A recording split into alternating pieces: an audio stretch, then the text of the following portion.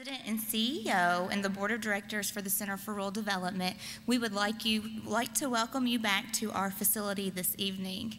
We've had an outstanding week, and we're going to share many of the highlights that we've experienced this week with you later throughout graduation. But before we get started, there are a few folks that I would like to thank that has made this week possible.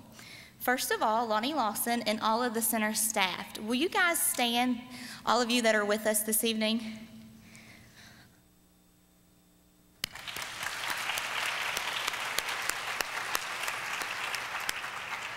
Without the assistance of the team that we have here at the center, this week would not be as successful. And I sincerely thank each and every one of you for all of your help that you put into the program this week. The Board of Directors at the Center for Rural Development for supporting this program, Laura and Corey for making this program wonderful and providing such mentoring advice for your students. Let's give those folks a round of applause.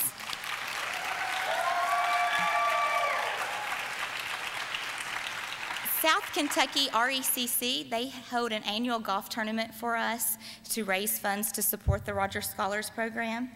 The Mon Family Foundation, they always make a generous contribution. AT&T, Dell Computers, they provided us with the laptops that we've all used this week. University of Kentucky and Western Kentucky University for teaching our engineering major. WYMT and Joel Brashears for teaching our video production major. Karen Adams, the staff of AHEC, Lake Cumberland Regional Hospital, Somerset Community College for teaching our healthcare major. And parents, most of all, we thank you for supporting your students. We know it takes all of the encouragement at home to make students just like these, and we were so proud to have the opportunity to spend this week with them. So I think you guys deserve a round of applause.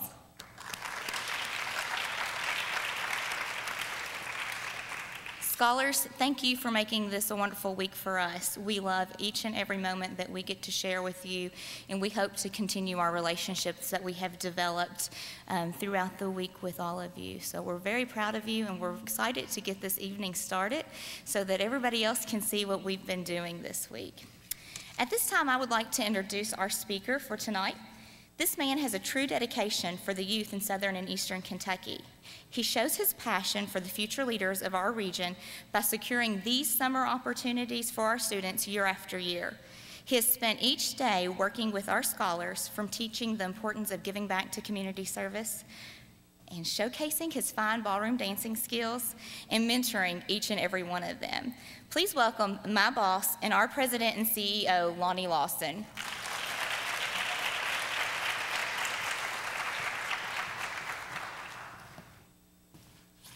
I was beginning to wonder who she was talking about there, because I don't know about my ballroom dancing skills, but welcome back to the center. We're glad to have you. If you were not here on Sunday, welcome for the first time. We're thrilled to have you here. As Jessica said, it's absolutely been a great week. We've had a wonderful time with these students. We tried a couple of different things this year that made it a little bit more, maybe not more challenging, but at least a little bit of different circumstances. We added 6 scholars to this class. We had 36 instead of 30. And we also added a healthcare major for the first time. And actually, I think that was a very, very good call on our part, because it seemed to go extremely well. We're just really, really pleased with that. Parents, thank you again for sharing your sons and daughters with us this week. We have had a great time. Hopefully, you've followed them on the website, kept up with them on Facebook and other means, but we actually have had a great week. If you don't mind, I'd like to talk to the scholars for just a couple of minutes. Scholars, I guess my task is to delay your graduation just a few minutes, and hopefully something I say might make that delay a little bit worthwhile. You've heard from a lot of speakers this week, from Governor Patton, EKU President Whitlock, you had the NASA video conference, and then today, Kenny Davis, whose story just, I mean, every time I hear it, I've heard it for 10 or 12 years now, and every time I hear it, it just warms my heart, because it's such an amazing story. But, you know, some of them talk to you about philosophical strategies for your future and what leadership means to them and some of the goals that you might set for yourself. But I want to take a more practical approach, and I want to talk to you on a little bit lower terms, on maybe more of the everyday terms. I would really want to talk to you about some of the things that maybe if I had heard these things when I was your age, it would have made a difference in my life and my career. Although I got to tell you, I'm extremely happy with the job I have, that I love every single day, and when I get to spend a week with amazing students like you guys, it really makes it all worthwhile. First point I want to make, from this point forward, you absolutely must take an active role in your education. Up to this point, you've had teachers, you've had your parents pushing you, but only you really know what makes your heart flutter, what you're really, really passionate about, what you really, really want to do with your life. And your parents are going to encourage you, your teachers are going to encourage you, but only you can reach that goal. Now, I see so many students, they'll really work hard their freshman and sophomore year, and then they'll start coasting their junior and senior year. By the time their senior year is, they've got most of their college or most of their high school credits to graduate. They want to coast that senior year. Well, then they go to college, and guess what? You hit that brick wall. I'm asking you, don't coast your senior year. Don't coast your junior year. You have to take an active role in making sure that you reach those goals that you really want to reach. No one else can make you do it, only you can do it. So that's a challenge to you. The next one, get to know yourself and be true to yourself. You've heard that a couple times this week. Kenny Davis said it today, as a matter of fact. Find out what it is that just really lights you up. And if you get into a job in your life that you're not happy with, you need to change. Life is way, way too short. Ask any of these adults sitting in the audience. Life is way too short to spend it unhappy. So find whatever it is that lights you up, that makes you happy, so that when you go to work every day, it doesn't seem like work. It's something that you really, really enjoy doing. We many times get caught up in making a living and not making a life, you know, and so find out what it is that lights you up and go after it with everything that you have. Next one, be the very best that you can be. No matter what it is that you try, be the very best that you can be.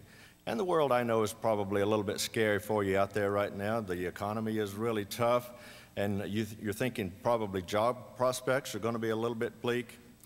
But whatever you attempt, be the very best that you can be. I'm reminded of a story that I heard a few years ago. This young hotshot came out of college. He just graduated from college, and boy, he was ready to conquer the world. He was going to set the world on fire. So he goes and applies at this prestigious company, gets hired. First week on the job, his boss calls him in, said, "I would like you to take a look at our marketing plan and then write me a report on what improvements we can make in our marketing plan." So he said, okay. He goes off and he gets on the internet and he looks at marketing plans. He calls his college professor that taught marketing and got advice from him, puts all his information together, comes strutting back into the boss's office a few days later, hands it to his boss. His boss glances at his work.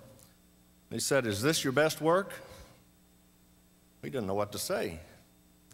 Well, I worked hard on that. I mean, goodness, what's he saying? He said, well, I don't guess so. So he took it back. He goes back and he does more research and he looks at every marketing plan that he can find on the internet. He calls more college professors, tries to get more advice on his plan. This time he knows, boy, I've nailed it this time. He's going to be really, really proud of it this time. So he takes it back in and he hands it to his boss again. His boss glances at it again, says, "Is this your best work?" He's devastated. He said, "Sir, maybe I misunderstood what you asked me to do, because I've done all my research. I mean, I've talked to my professors. Maybe if you can tell me exactly what's wrong with it, I can fix it." And he said, "Son, I didn't say there was anything wrong with your work. All I asked you was, is this your best work? Because if you're going to work for this company, I want the very best that you can give me every single day. That's all I ask. I didn't ask if it, didn't say it was wrong, didn't say it was bad. So that's what I challenge you. Do your very best work every single day. Next one, spend more time listening. I think there's a lot of folks that think their value is based on how many words they have to say, because they want to do all the talking and don't want to do any listening. I'm telling you, that's a little bit backward, and you'll learn that as you get a little older in life. You'll learn when to hold your tongue, and who was it said, know when to hold them, know when to fold them? President Whitlock. Spend more time listening. And I'm not talking just listening to someone else. When you're in a situation, pay attention to your body language. Do you tense up when something is said? Do you wince? I mean, is there things that are telltale signs that there's something not right? Spend more time listening, not only to others, but to listen to yourself. And then when you have something to say, more than likely it's going to be a whole lot more meaningful. I wish I'd have learned that much earlier in my life myself. My next one, broaden your horizons. What does that mean exactly? I know some of you have probably traveled abroad, whether it's mission trip or family trips, whatever it might be, and hopefully you've visited a lot of this country.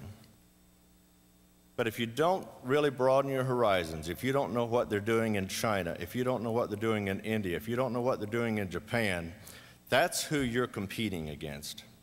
You're not competing against the county next door. You're competing against a global market. So you really need to understand how they think, how they operate, how they live, what they're passionate about, and you really need to go after that.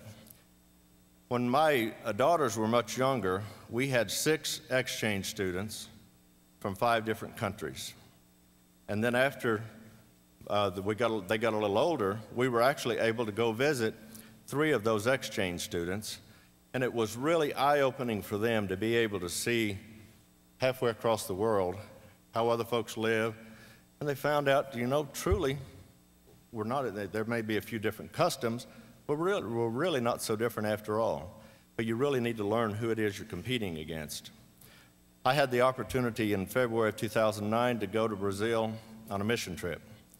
Probably one of the most life-changing experiences I've ever had in my life. We went up the Amazon River just a little ways and then turned up a branch of the Amazon up the Tapajós River and went up that river about 12 hours into villages that had absolutely nothing. No water, I mean, they had the river, but they didn't have any water in houses, had no electricity. The houses, I actually have storage buildings at my house that are better than most of the houses they live in. But guess what? These were the most contented people I think I've ever run across. And if that's not an eye-opening experience, you don't have to have material things to be successful in life or to be happy in life. And it was, as I said, it was a life-changing experience. If you get an opportunity, broaden your horizons. And lastly, don't forget where you came from. Now, I know that's not correct sentence structure, but I still want to say that. Or as Dr. Bill Lucky would say, grow where you were planted.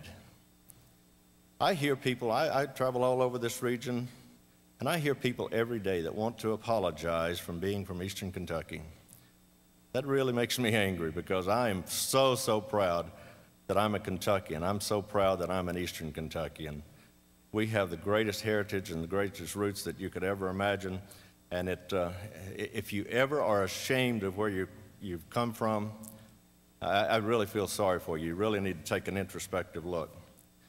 And students, you're going to raise your eyebrows at this one. You're probably going to be a whole lot more like your parents than you would ever imagine that you would want to be. When I was your age, the last thing I wanted to be was like my parents. But as I got older, I wanted to learn more from my dad every single day. I lost my dad 3 years ago, and I miss him every single day, more than I could ever tell you. I have so many questions that I really want to ask him still, but I miss those opportunities. So those things that you give your parents a hard time about now are probably the things when you have children that they're going to come around and give you a hard time about. So give your parents a break, okay? They're actually very nice people. Parents, thank you again for sharing your sons and daughters this week. We have had an absolutely amazing week. And I truly believe in my heart this is probably the best thing that we do at the Center for Rural Development. I truly believe if we can start these folks on these young people on the right path, educate them here, we have a much better chance of keeping them here. And I believe, as Congressman Rogers has said, we can transform this region into something that we have never seen in our lifetime. There's some bright, bright minds sitting right here in these front 3 rows. They are absolutely amazing, the talents that they have. They are so, so very bright, and we're so thankful that you shared them with us this week. Well, in just a moment, we're going to watch a video from Congressman Rogers. He really, he's such a strong supporter of this program, and I'm thrilled when he travels around the region and folks talk to him about the Rogers Scholars Program, because I have to agree, it is probably the best thing that we do singly if I had to pick one. But I'm very proud of this program. I'm very proud of where we've grown this program from the beginning. We didn't really know what we were doing when we started out with this thing, but I think we've actually put together a very good program now that actually has the potential of changing this region forever. But Congressman Rogers wanted to send a message to you scholars, so if you would play his video.